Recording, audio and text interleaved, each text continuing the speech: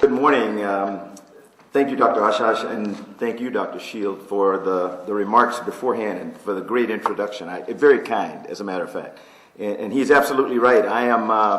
Although retired, which doesn't mean a lot, like my erstwhile friend over here, Patrick, we share the heritage of the United States Marine Corps. So we tend to like to brag to people that we're Marines, even though we don't wear the uniform anymore.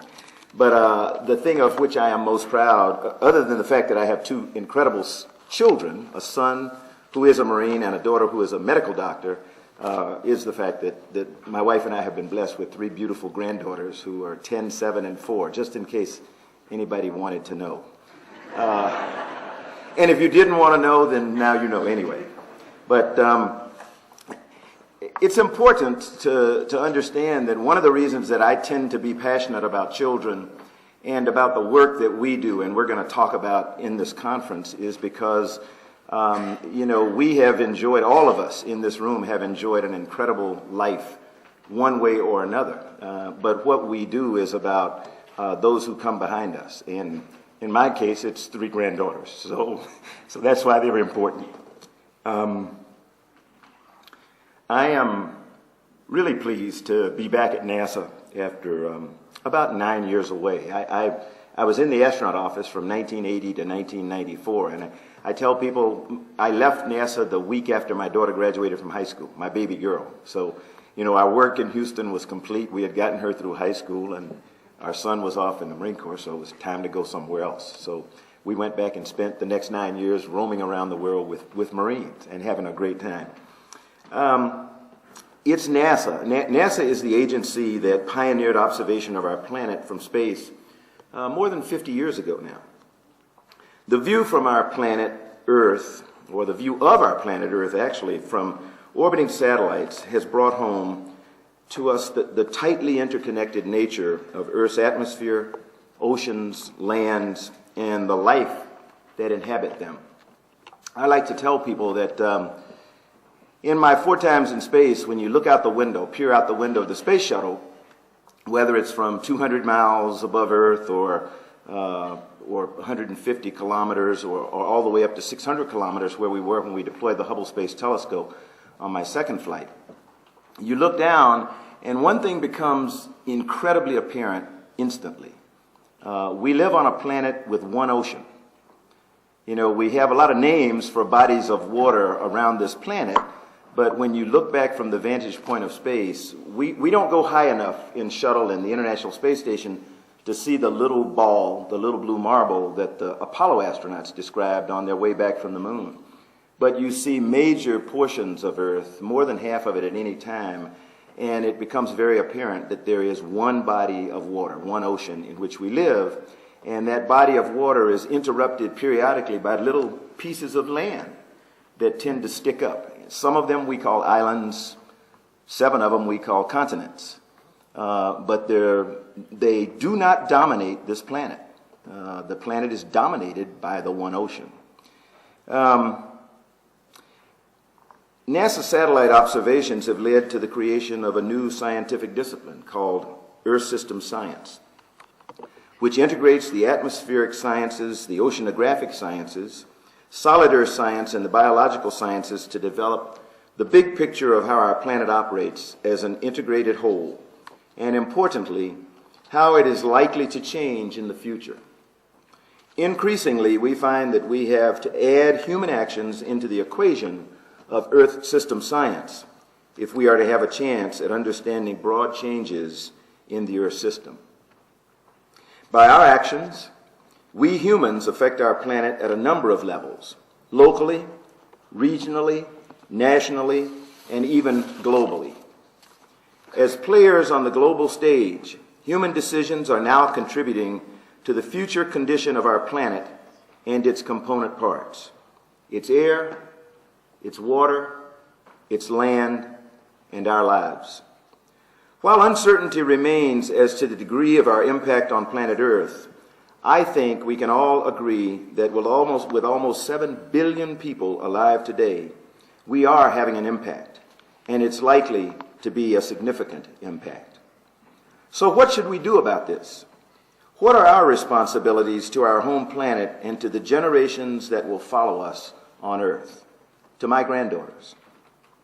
If we're truly having a global impact, it seems our first responsibility would be to understand better what's happening to the Earth system and how our actions contribute to the changes we see.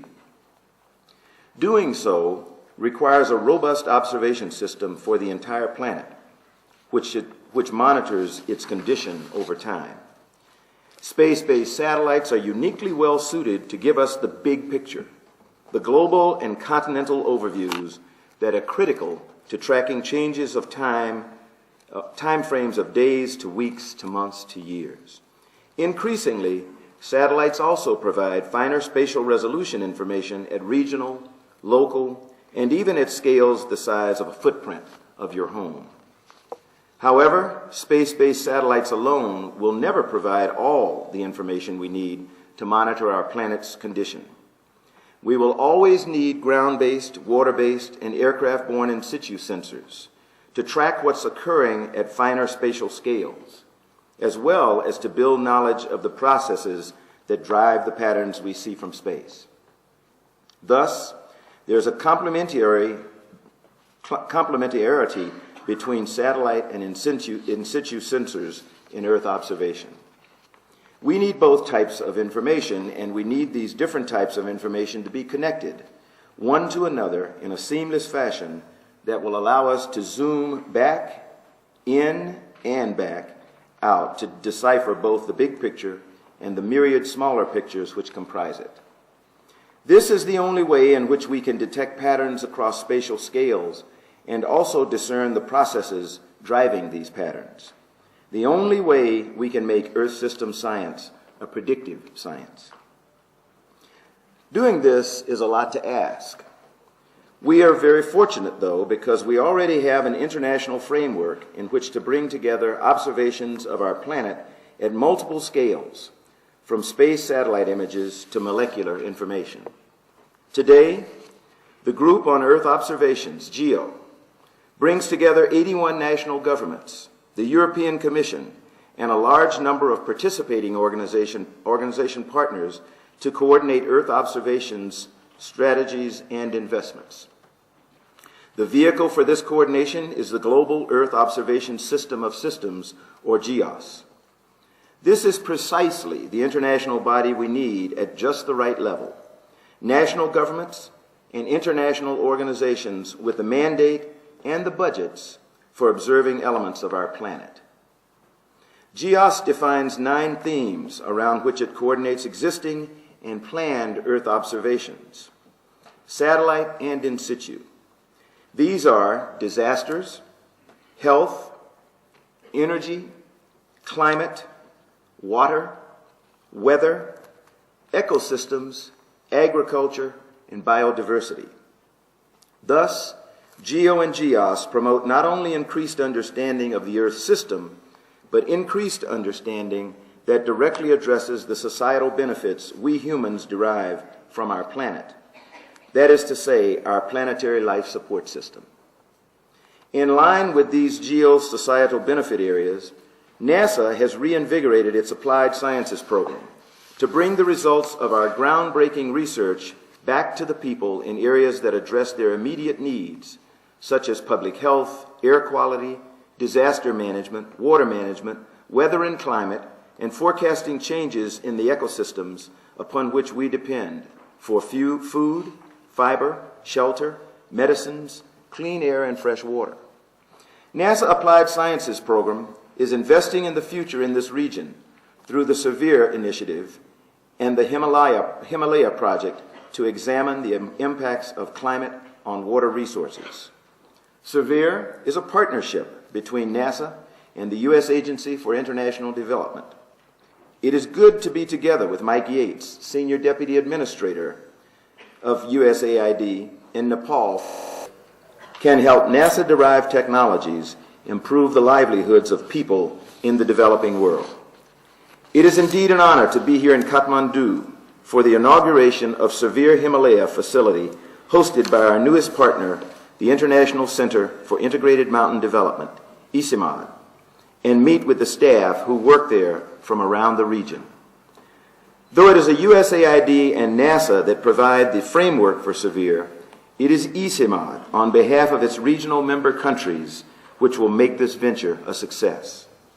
SEVERE works to bring people and their environment into harmony. It does this by providing access to data and models and by providing training and capacity building that can be used to help decision makers and their constituencies with climate change, environment monitoring, and assessment of extreme events. In fact, SEVERE Himalaya has already been helping to map the recent flooding in Pakistan through USAID support and NASA satellite data. Shortly, I will join Mike Yates and ICIMOD Director General Dr. Andrea Shield on this stage for the official beginning of SEVERE Himalaya. And later this afternoon, we will gather at ICIMOD for the official ribbon cutting on the SEVERE Himalaya Center. I encourage you to get connected with our team there. They are already doing outstanding work, and we will only benefit from mutual collaboration. There's a wide consensus among the leaders responsible for NASA's future that Earth observations and programs like SEVERE must be sustained and expanded. One of the main things we want to do is turn all of the wonderful data we gather from space into useful tools for decision makers on Earth, and SEVERE is an excellent example of how that can work. I look forward to our continued collaboration and to making a difference on real-world problems with our space satellites and crucial ground observations. And I thank you for helping us to understand an important part of this big picture we call the Earth system. As a NASA astronaut, I've been blessed personally to observe this world from a vantage point of space. It has reinforced something very fundamental to me. From space, this is a world without borders. Countries simply blend into one another and appear connected, not divided. This breathtaking view makes clear that we all have a responsibility to work together toward making our village, our country, our region, and our world better places in which to live. I hope that you will all enjoy this conference. I wish all of you God's richest blessings, and thank you very much for allowing me to be here with you.